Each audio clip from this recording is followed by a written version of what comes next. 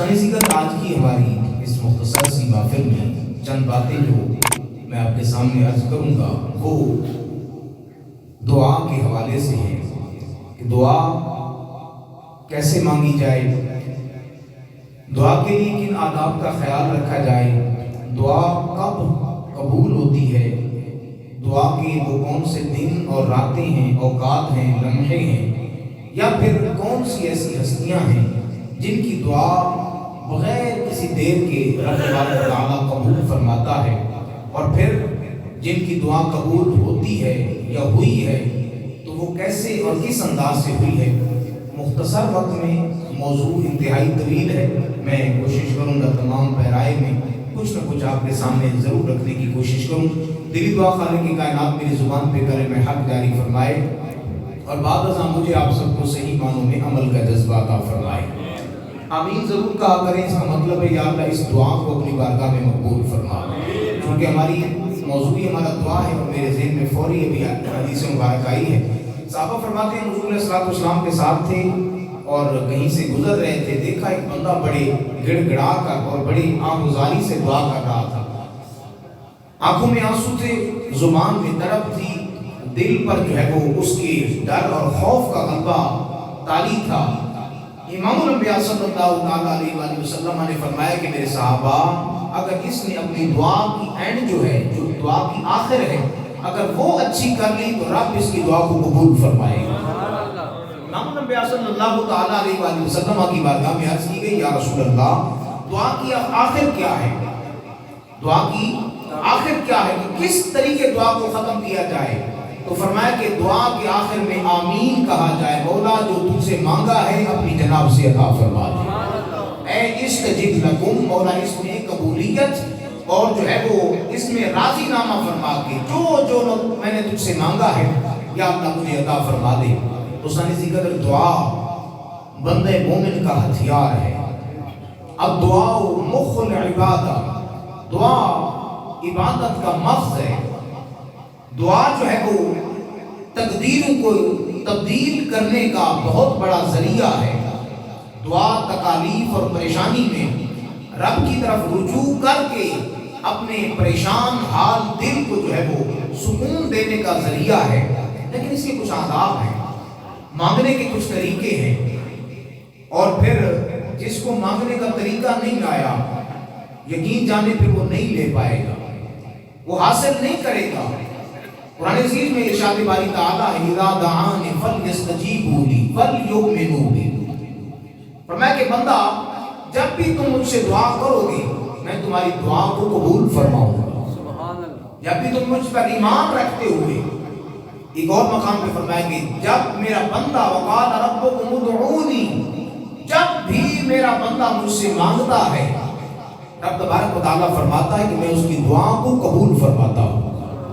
تو پتہ چلا ہماری دعا قبول ضرور ہوتی ہے، لیکن اس کے لیے کچھ پیرائے ہیں، کچھ آداب ہیں، اور کبھی کبھی ایسا ہوتا ہے کہ دعا ہماری قبول تو ہوتی ہے لیکن دیر بعد ہوتی ہے، ایک عرصہ گزر جاتا ہے۔ اور میں اس کی مثال دے کر اپنی بات کو آگے لے کر چلوں۔ حضرت سیدنا ابراہیم خلیل اللہ علیہ السلام دعا مانگنے والے اللہ کے خلیل ہیں، اور جس سے مانگ رہے ہیں اس نے خلیل کو اپنا خلیل بنایا ہے، خلیل کو اپنا گہرا دوست بنایا ہے۔ کعبہ سامنے، اب کعبے جیسی جگہ، مانگنے والا خلیل ہو، آمین کہنے والا اسماعیل ذبیح اللہ ہو، اور پھر آپ کیا سمجھتے ہیں دعا قبول نہیں ہوئی ہوگی؟ دعا قبول ہوئی ہے، لیکن دعا کے لیے انتظار کرنا ہوگا۔ دعا کی تھی ربنا وابعث فیہم رسولا، مولا سونا تے شانہ تے عظمتہ والا رسول جیدہ تو وعدہ کیتا ہے کہ عالم ارواح دے اندر ساڑھے نال وعدہ لے آسی، مولا اس نبی بارے میری دعا ہے انہوں میری قوم دے اندر، میری اولاد دے اندر پیدا فرما۔ اس دعا کو قبول ہوندے علماء فرماتے 4000 سال کا فاصلہ گزر گیا، ہزاراں سال کے بعد امام الانبیاء صلی اللہ علیہ وآلہ وسلم حضرت سیدنا اسماعیل پاک دی اولاد وچوں، اور دیکھو اللہ نے کس انداز نال دعا قبول فرمائی۔ سونے ابراہیم دے دو پتر نے، ایک دا نام اسحاق تے ایک دا نام سونا اسماعیل، جڑے نے اسحاق علیہ السلام انہاں دی پشت وچوں 70000 نبی دنیا وچ جائے. ایک نبی دی کچھ بھی 70,000 نبی آپ کی اولاد امجاد دے اندر، لیکن سونے اسماعیل اللہ نے دعا کو اینج قبول کیتا. میں سنیا تسی دعا کیتی ہے تے تہاڈا آمین کہن والا اسماعیل ہے، اور میں دعا پھر اینج قبول کرنی ہے. اسماعیل تو بعد نبی کوئی نہیں آنا، اگر آئے گا تے آمینہ دلال آئے گا، دعا قبول ہوگی.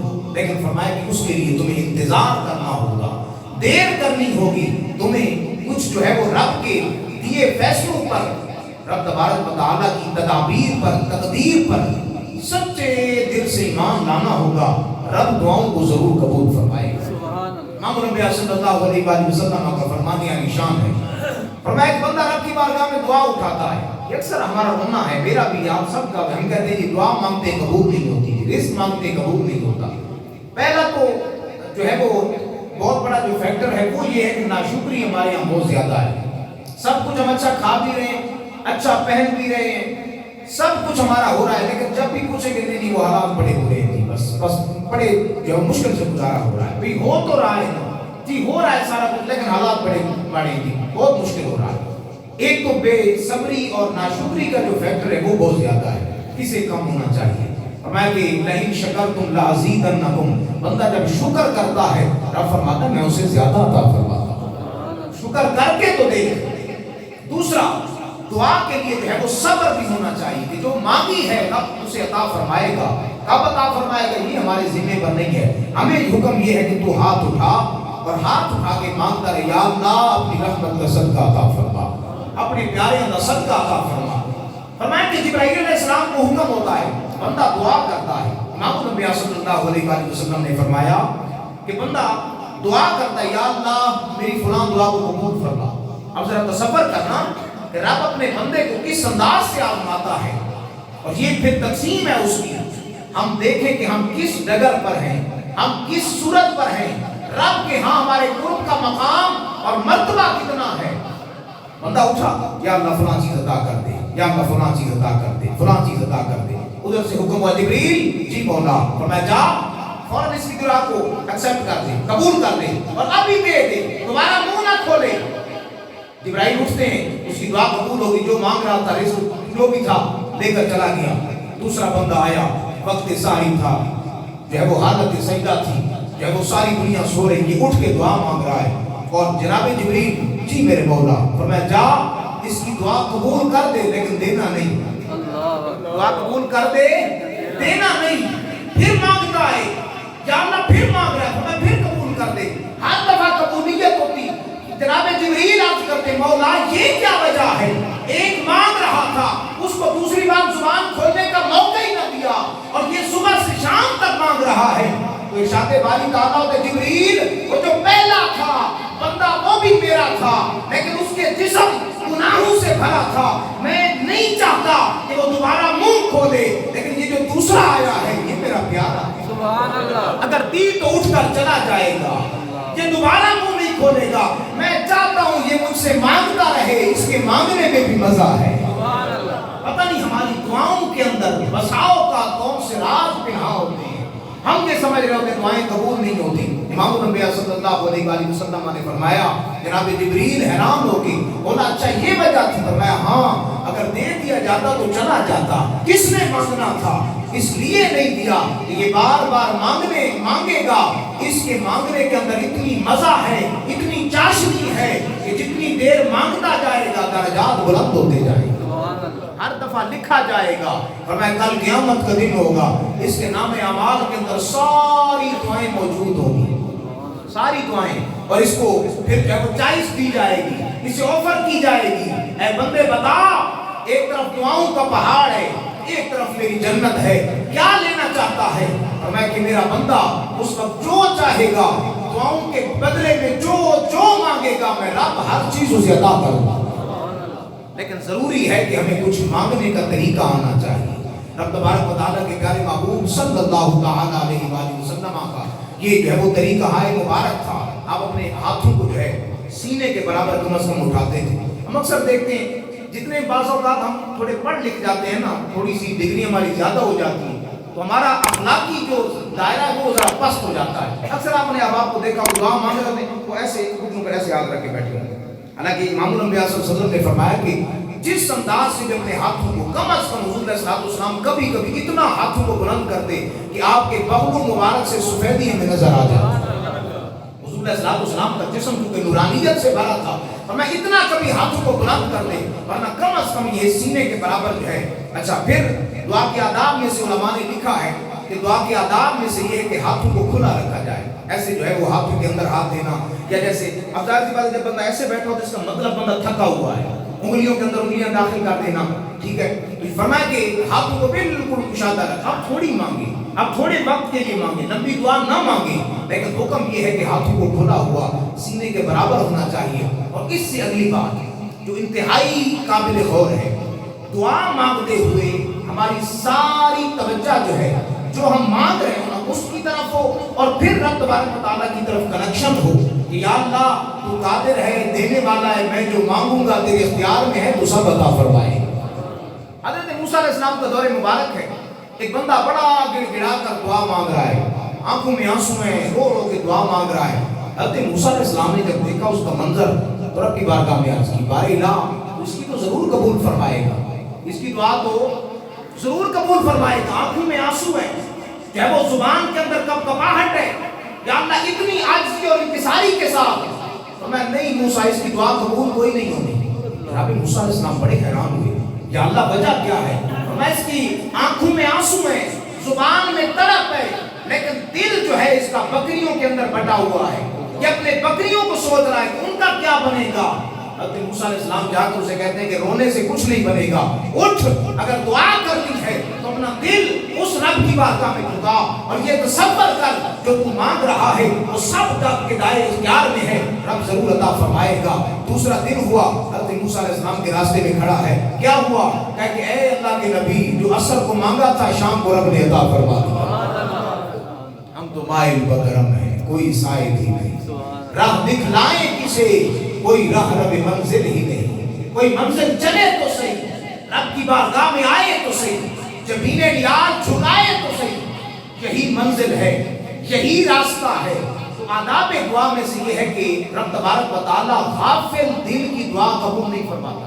आप रब से दुआ मांग रहे हैं, लेकिन उस रब दुआ को जो है वो सिर्फ आप कहेंगे नमाज पढ़ लिए, नमाज के बाद जो, अगर आप नमाज के बाद अगर आपका दिल नहीं कर रहा, अगर दिल जो है वो सुस्ती है, तो आप उठ के चले जाएं, लेकिन ये नहीं कि जो है वो नहीं बस मजबूरी है कि मांगना जरूर है कुछ ना। गाफिल दिल की दुआ रब तबारक व तआला कबूल नहीं फरमाता, बल्कि उस बंदे के मुंह के ऊपर मार दी जाती है कि तू मांग मुझसे रहा है, दुनिया के सबसे बड़े बादशाह, और जहां कोई कमी नहीं है, कोई देर नहीं है, अंधेर नहीं है, तू जो मांगेगा वो कुल से पूरी कायनात को वजूद अता करने वाला है। लेकिन शर्त ये है जो है वो गाफिल दिल ना हो, दिल की सारी जो है वो तवज्जो उसकी बारगाह में हो कि रब मुझे अता फरमाने वाला है। फिर जो है वो कुछ तरीके अता फरमा दिए गए, दिन रातें मुकर्रर कर दी गई। इमाम नबी सल्लल्लाहु तआला अलैहि वसल्लम ने 5 बाबरकत रातें फरमाई हैं। फरमाया कि ये वो बाबरकत रातें हैं जिन रातों को बंदा दुआ करता है, अल्लाह उसकी दुआ को कबूल फरमाता है। फरमाया कि उनमें पहली रात रज्जबुल मुरज्जब की जो पहली रात है, फरमाया कि रज्जब की जो पहली रात होती है, जिस रात जब वो चांद तुलू होता है, फरमाया उस रात बंदा रब से जो मांगता है रब उसे अता फरमाता है। लेकिन लाज़मी नहीं कि आप मांगे और सुबह आपको मिल जाए, एक्सेप्ट हो गया।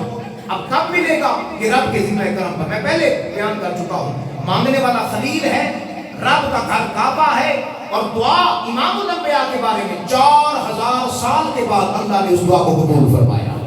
दुआ कबूल जरूर होगी, लेकिन तुम्हें जरा सब्र रखना होगा, उसकी बारगाह में शिकवा और शिकायत जुबान पे नहीं लाना होगा। उसाने जिक्र पहली रजब की रात है। फिर इमाम अल-अंबिया सल्लल्लाहु अलैहि वसल्लम ने फरमाया दूसरी रात 15 शाबान की, यानी शाबान आधा गुजर जाए, आधा बाकी रहता हो, 14 की रात दिन जा रहा हो, शाम आ रही हो, फरमाया ये वो बाबरकत रात है जब बंदा मोमिन अपने रब के हुजूर झुकता है, दुआ करता है, अल्लाह उसकी दुआ को कबूल फरमाता है। तीसरा फरमाया कि ईद उल फितर यानी रोजे जा रहे हैं, बंदे मोमिन के इनाम की रात है। फरमाया जिसने भी रोजा रखा, कुरान सुना, रमजान का हक अदा किया, साहब फरमाते जब रमजान जो है वो चांद तुलू होता रमजान का, इमाम अल-अंबिया सल्लल्लाहु अलैहि वसल्लम का चेहरा जर्द पड़ जाता, जो है वो आप کہ جسم کے اندر ہم کب کبھی دیکھتے ہیں، صاحب عرض کرتے یا رسول اللہ کیا وجہ ہے؟ فرمایا کہ رمضان آ گیا ہے، میں چاہتا ہوں اس رمضان میں جی بھر کے رب کی عبادت کی جائے، رب سے مانگا جائے، جہاں ایک نیکی لاکھ نیکیوں کے بدلے عطا کی جاتی ہے۔ فرمایا وہ مہینہ جب ختم ہو رہا ہوتا ہے تو اس کی آخری رات ہوتی ہے، یعنی جب وہ رمضان ختم اور اگلے دن عید ہونی ہے، فرمایا وہ رات اگر کوئی بندہ جاگ کے گزارتا ہے، اگر وہ رات ہم جو ہے وہ چاند رات کے نام پر اور جو ہے وہ بائک کو بھگا کر ان کے سلنسر نکال کر پتہ نہیں کیا کیا کر کے اگر ہم جو ہے وہ سڑکوں پر ناچ گا رہے ہوں گے تو پھر بتائیں ہماری تقدیر میں کیا لکھا جا رہا ہوگا۔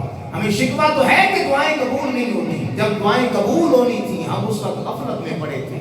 چوتھی رات فرمایا عید الاضحیٰ کی درمیانی رات، یعنی 9 جو ہے وہ جا رہا ہے، اگلے دن 10 ذو الحجہ ہونی ہے جس دن قربانی کرنی ہے، فرمایا 9 اور 10 کی جو درمیانی رات ہے، فرمایا یہ بھی قبولیت کی رات ہے۔ جناب ابراہیم علیہ السلام نے عرفات اور مینا اور مزدلفہ کے مقام پر جو تاریخ رقم کی تھی، فرمایا کہ ہمیں اتنا پیار ہے اس تاریخ سے، اس رات جو بھی کوئی ہاتھ اٹھاتا ہے ہم اس کی دعا کو قبول کرتے ہیں۔ اور اس سے بڑی اور آخری رات فرمایا کہ جمعے کی، جمعرات اور جمعے کی درمیانی رات ہے جو گزشتہ گزر چکی ہے، فرمایا یہ وہ بابرکت رات ہے جب بندے مومن ہاتھ اٹھاتا ہے رب تبارک و تعالیٰ اس کی دعا کو قبول فرما لیتا ہے، اس کے سجدوں کو قبول فرما لیتا ہے۔ حتیٰ کہ فرمایا کہ جو جمعے یا جمعے کی رات کو گزشتہ رات جو گزر چکی ہے وہ یا آج کے دن جو بندہ فوت ہو جاتا ہے رب تبارک و تعالیٰ شہادت کی موت عطا فرماتا ہے۔ ایک اور مقام پہ فرمایا کہ رب تبارک و تعالیٰ بلا حساب اسے جنت عطا فرمائے۔ تو دعا کے لیے جو ہے ضروری ہے ہمارے یہ وہ وقت کا۔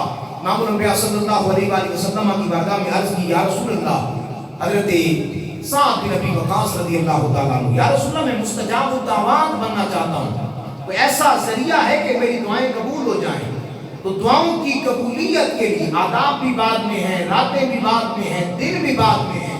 سب سے پہلی جو بات ہے فرمایا کہ اکل حلال کر، اپنا کھانا حلال کر، لقمہ حلال کو اندر ڈال، رب تبارک و تعالیٰ بغیر تردد کے تیری دعا کو قبول فرمائے۔ اور فرمایا کہ اگر لقمہ حرام انسان کے پیٹ کے اندر صرف ایک لقمہ چلا جائے 40 دن اس کی عبادت اور اس کی دعاؤں کی قبولیت ختم کر دی جاتی ہے۔ اب خود تصور کریں کہ اگر ایک لقمہ حرام سے 40 راتوں کی عبادت کا مزہ چلا جائے اور جو ہے دعاؤں کی قبولیت ختم ہو جائے، پھر بتائیں اگر انسان صبح شام بھی جو ہے وہ حرام کی طرف چلا ہو اور ہمارا سوچنا اٹھنا بیٹھنا ہی حرام کی طرف ہو، پھر دعائیں کیسے قبول ہوں گی؟ یاد رکھیں یہ وہ ضروری باتیں ہیں۔ امام الانبیاء صلی اللہ علیہ وآلہ وسلم کی بارگاہ میں پھر عرض کی گئی یا رسول اللہ دعا کیسے قبول ہوتی ہے؟ فرمایا کہ جب آذان ہو اور اقامت، ابھی جب جو ہے اقامت پڑھی جائے گی، نماز کھڑی ہوگی، فرمایا آذان اور اقامت کے درمیان کوئی بھی ہو، فجر ہے، ظہر ہے، عصر ہے، مغرب ہے، عشاء ہے، فرمایا ان کے درمیان رب کی بارگاہ میں مانگ، رب تمہیں عطا فرمائے۔ اگر ہمیں آذان کا ہی پتہ نہ ہو، ہمیں نمازوں کے وقت کی خبر نہ ہو، تو سانے سے قدر بڑا جو ہے وہ دردناک منظر ہوتا ہے وہ جب اس طرح کی انسان باتیں سنتا ہے۔ ایک دن ایک دوست آئے مجھے شادرہ کی طرف سے، اور میں اکثر یہ ایک دو دفعہ دوستوں کو بیان بھی کیا ہے، مجھے بڑی تکلیف ہوئی اس دن۔ وہ کہتے ہیں کہ قاری صاحب کتنا عرصہ ہوا؟ میں نے کہا یہی 2-2.5 سال ہوئے۔ میں نے کہا خیریت ہے؟ کہتے میں شادرہ سے آیا اور میں نماز عصر کا غالباً وقت ہے یا مغرب تھی، تو میں نے کسی دکاندار سے پوچھا، یہ جب وہ سارے آپ احباب بیٹھے ہیں، میں نے کسی نماز عصر کا وقت پوچھا ہے دکاندار سے، وہ آگے سے کہتے یار مجھے نہیں پتا۔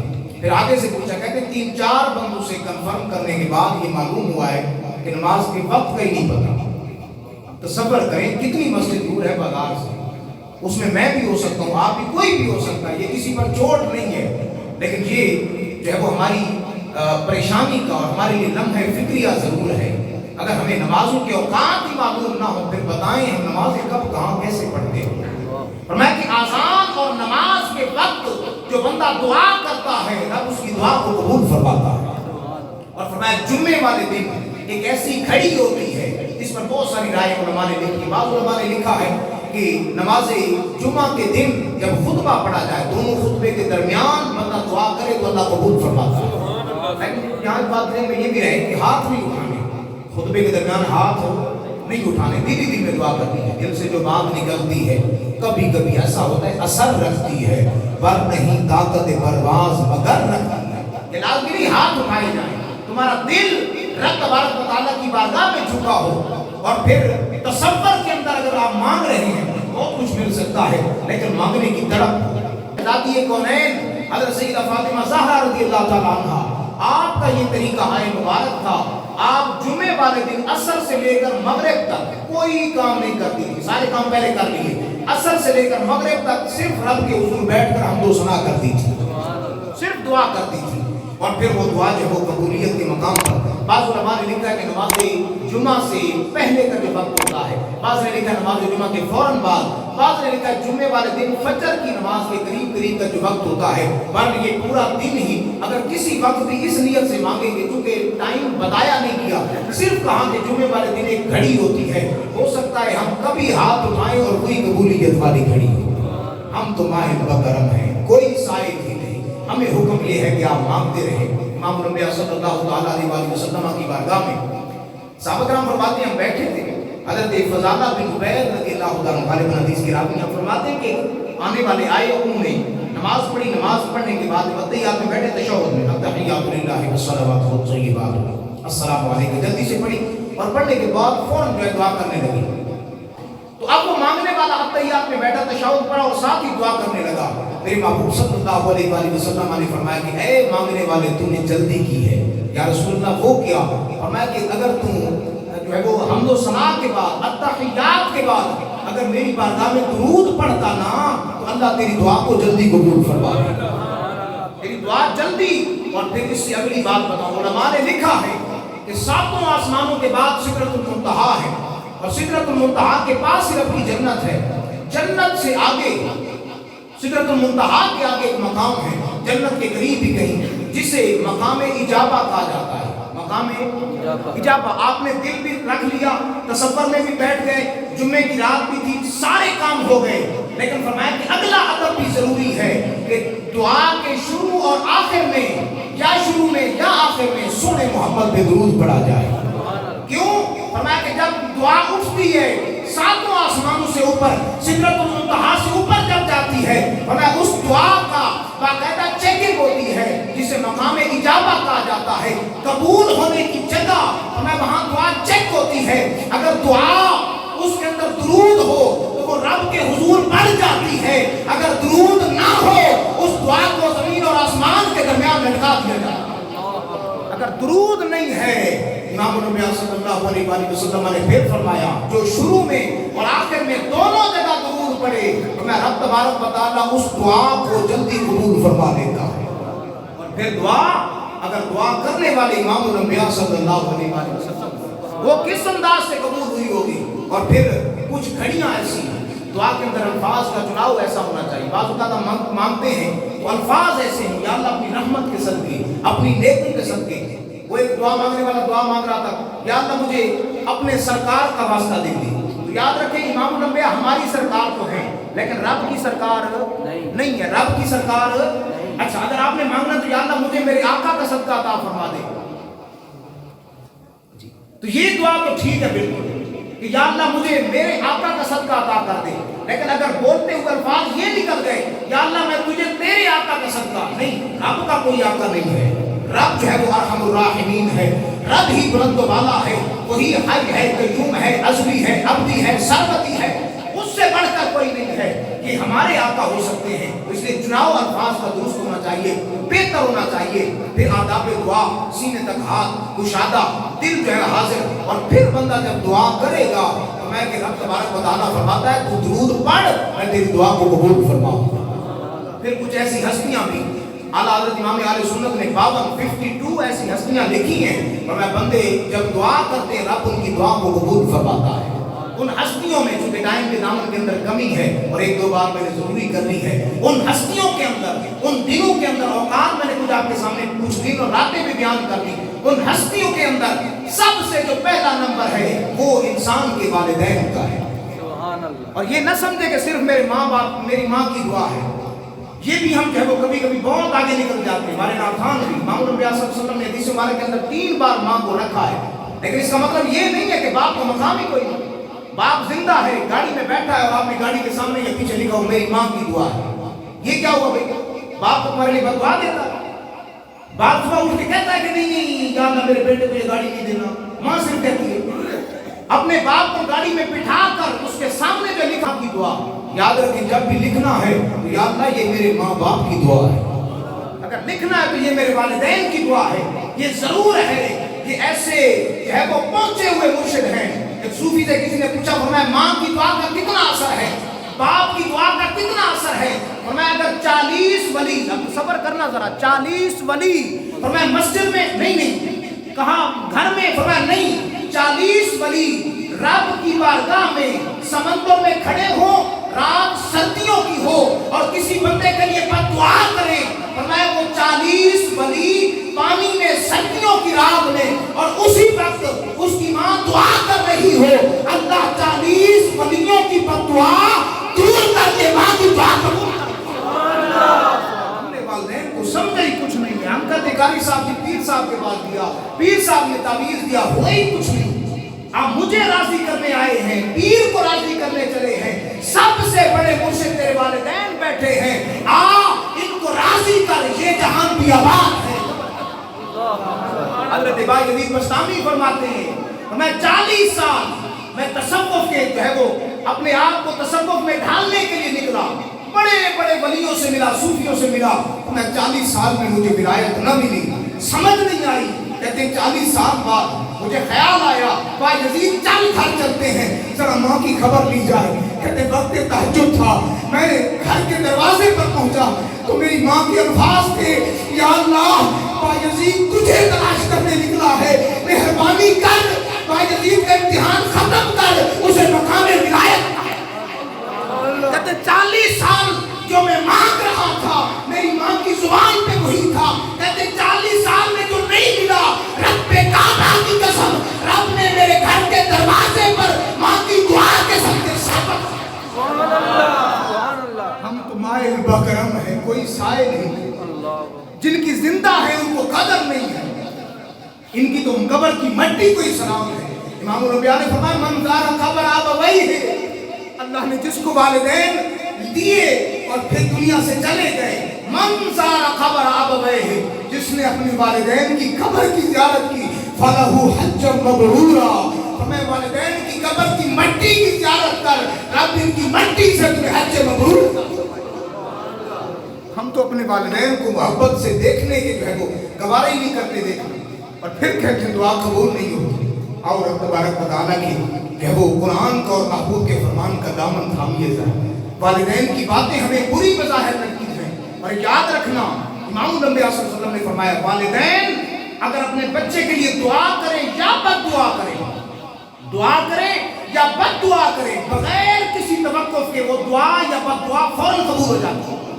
लेकिन अगर बच्चा दुआ करे, अगर बेटा या बेटी दुआ करे तो सिर्फ दुआ कबूल होती है। अगर बेटा दुआ करे ना, या अल्लाह मेरे बाप की मौत आ जाए, बाप को बीमारी लग जाए, अल्लाह ना करे वैसी औलाद हो, तो मैं के वालिदैन के हक में बद्दुआ कबूल नहीं होती, सिर्फ दुआ कबूल होती है।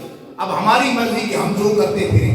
इमाम नबी सल्लल्लाहु अलैहि वसल्लम ने अज़मत वालिदैन को इस अंदाज से बयान किया, तो ये मेरी माँ बाप दोनों की दुआओं का सिला है। ये नहीं कि माँ का शान बहुत बड़ा है, 3 हिस्से हुजूर ने अता फरमाए, लेकिन इसका मतलब ये नहीं कि बाप हमें बद्दुआएं देता है। इन दोनों मुर्शिदों को पकड़ ले, इस जहान में भी जो वो कामयाबी होगी, आखिरत के मैदान में भी कामयाबी होगी। दिली दुआ खालिक की कायनात मुझे आप सबको अमल का जज्बा अता फरमाए।